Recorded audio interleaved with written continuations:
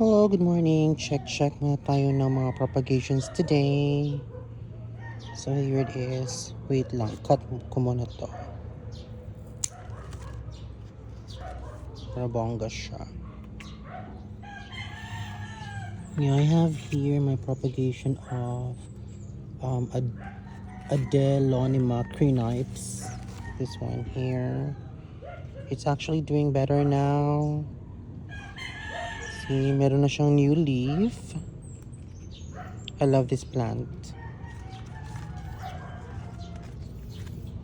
And then, ano pa yung mga pinapag-eat ko dito?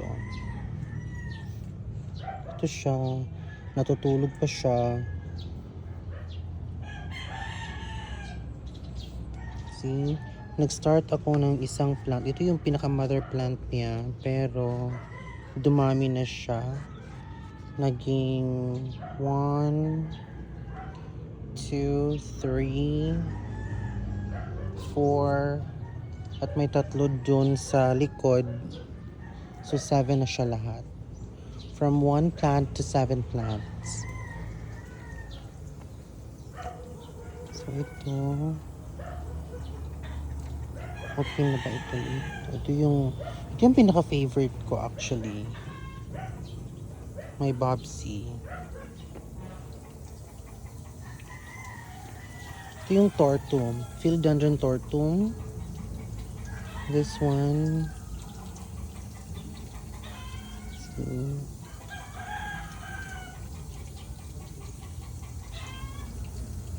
I got this I think a year ago na as in medyo maliit pa lang talaga siya.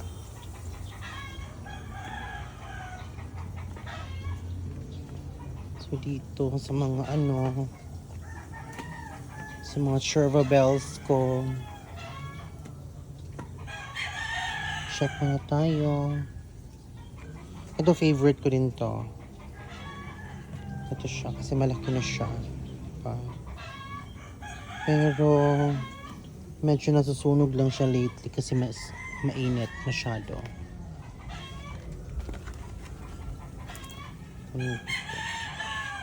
Linis. Oh my god. Ang lalaki na niya. See? Yung mga babies ng pinapagate ko na Gigantium Blizzard.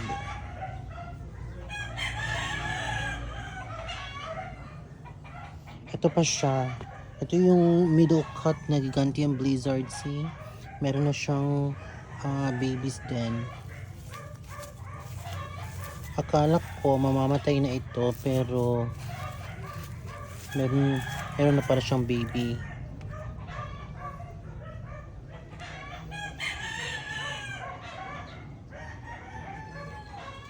So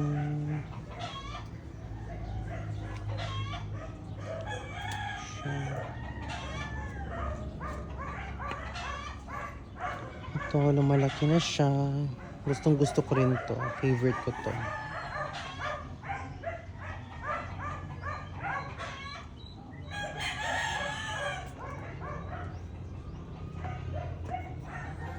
Ang daming manok dito sa amin.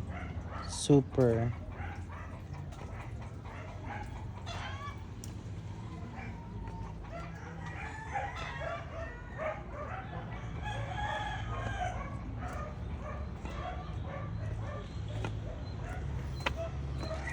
Check na tayo.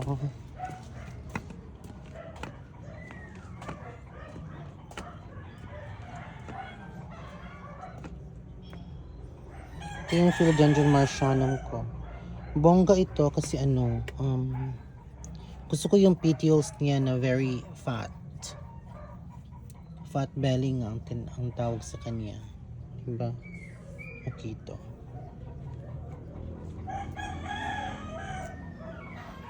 Ito naman ang Hello Beauty. Lumiit siya. Hindi ko alam kung bakit.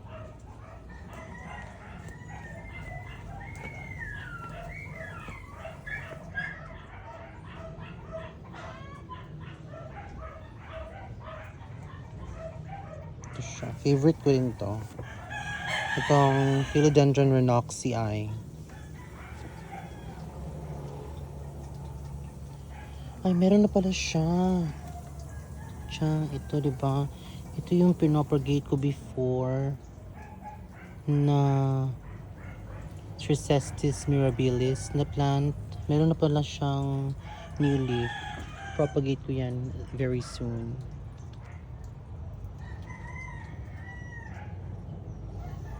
Ito yung pinopagate ko before. Okay naman siya. Magkaka 3 leaf na siya.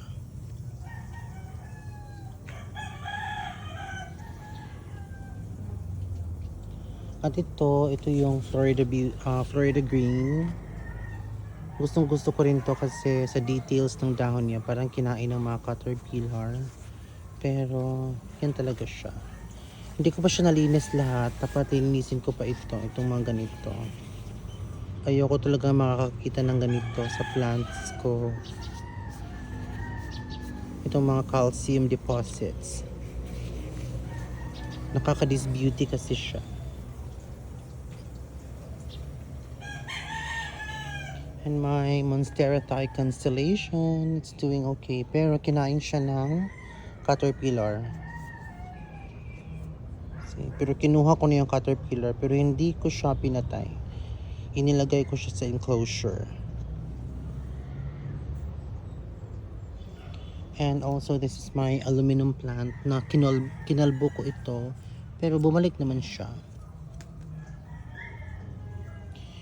Ito yung yung variegated foliage ko na anthurium. Parang nasad siya. So, nilipat ko talaga siya sa smaller na pot para naman umokay siya. Medyo okay na naman siya. I hope magtuloy-tuloy kasi ang mahal pa naman nito. Meron din akong ito, snowdrift na philodendron. Hindi ko siya ginagalaw kasi ang arte nito. So, dyan lang muna siya hanggat lumaki.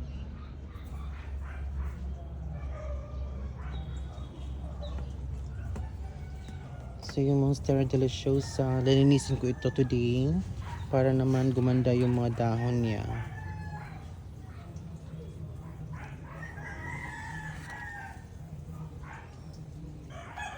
Yeah, so that's it for today. Have a nice day po.